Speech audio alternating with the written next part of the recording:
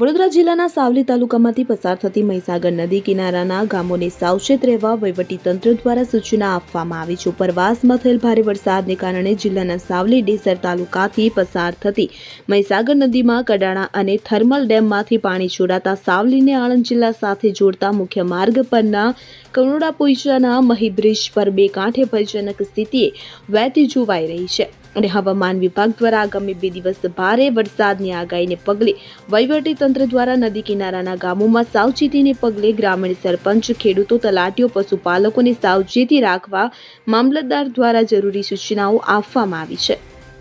જિગ્નેશ પટેલ, મામલતદાર સાવલી। બરોડા જિલ્લામાં સાવલી તાલુકામાં હાલ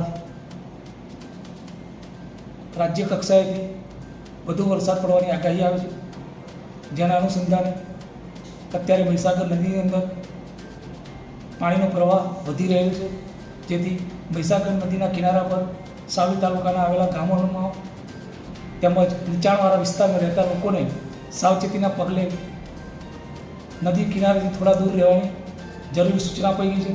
સરપંચ, તલાટીશ્રી તેમજ ગામના આગેવાનોને પણ જરૂરી સૂચના આપવામાં આવે છે।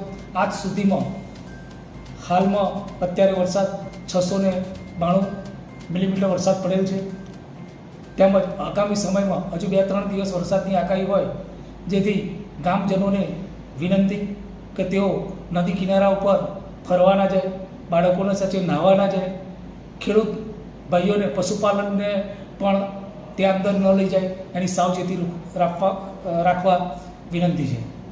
આપનું નામ? મારું નામ જિગ્નેશ પટેલ, મામલતદાર સાવલી। ઇકબાલ લુહાર સાથે CN24 ન્યૂઝ સાવલી।